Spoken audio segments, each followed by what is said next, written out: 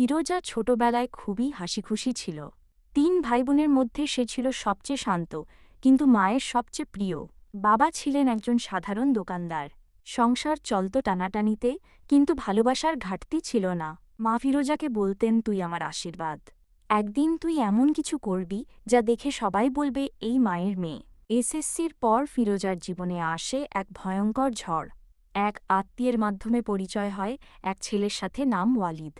কথায় কথায় বন্ধুত্ব হয়, আর সেই বন্ধুত্ব খুব দ্রুতই প্রেমে রূপ নেয়। ওয়ালিদ সবসময় বলত, তুমি শুধু আমার, তুমি না থাকলে আমি মরে যাব। ফিরোজা এতটাই বিশ্বাস করত যে মা বাবার মানা সত্ত্বেও সে একদিন বাসা থেকে পালিয়ে যায় ওয়ালিদের সাথে। ওয়ালিদ বিয়ে তো করল ঠিকই, কিন্তু কয়েক মাস না যেতেই আসল রূপ বের হয়ে এল। গালাগালি, মারধর, অপমান সবই শুরু হল। একদিন ফিরোজা বলল, তুমি এমন কেন করছো?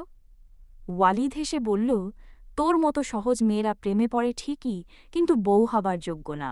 সেদিনই ফিরোজা বুঝে গেল, জীবনের সবচেয়ে বড় ভুল সে করেছে। মাথা নিচু করে ফিরোজা একদিন মা বাবার ঘরে ফিরে আসে। মা দরজা খুলে শুধু একটিই প্রশ্ন করল, খেয়ে এসেছিস তো মা? এই একটিমাত্র প্রশ্নেই ফিরোজা ভেঙে পড়ে। মায়ের কোলে মাথা রেখে কাঁদতে থাকে। ৩ বছর ধরে ফিরোজা সমাজের নানা কথা সহ্য করে, পড়ালেখা চালিয়ে যায়, আবার নিজের পায়ে দাঁড়াতে চায়। একসময় নারীদের সহায়তা নিয়ে কাজ করা একটি এনজিওতে চাকরি পায়। একদিন ফিরোজা অসুস্থ হয়ে পড়ে। হাসপাতালে ভর্তি হতে হয়। ডাক্তার বলে, ডায়াগনোসিস ক্যান্সার ৩য় পর্যায়। মা সব শুনে চুপ করে বসে থাকে। ফিরোজা তখন এক চিঠি লেখে, আম্মু, আমি জানি আমি ভুল করেছিলাম, কিন্তু আপনি আমাকে যেভাবে ক্ষমা করেছিলেন সেটাই ছিল আমার জীবনের সবচেয়ে বড় পাওয়া। যদি জান্নাতে যাই, চাইব আল্লাহ যেন আমাকে আবার আপনার মেয়ে করে পাঠান। আপনি ছিলেন, আছেন, থাকবেন আমার সবচেয়ে নিরাপদ জায়গা।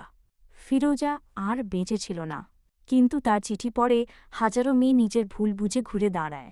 মা সেই চিঠি একটা স্কুলে গিয়ে পড়ে শোনান মেয়েদের সামনে। বলেন, আমার মেয়ে ভুল করেছিল, কিন্তু ফেরার দরজা কখনো বন্ধ ছিল না। তোমরাও যদি ভুল করো, ফিরে এসো।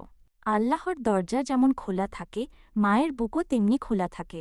বন্ধুরা, এই গল্প থেকে আমরা যা শিখতে পারলাম, সন্তান ভুল করলে ঘৃণা নয়, দরকার ভালোবাসা।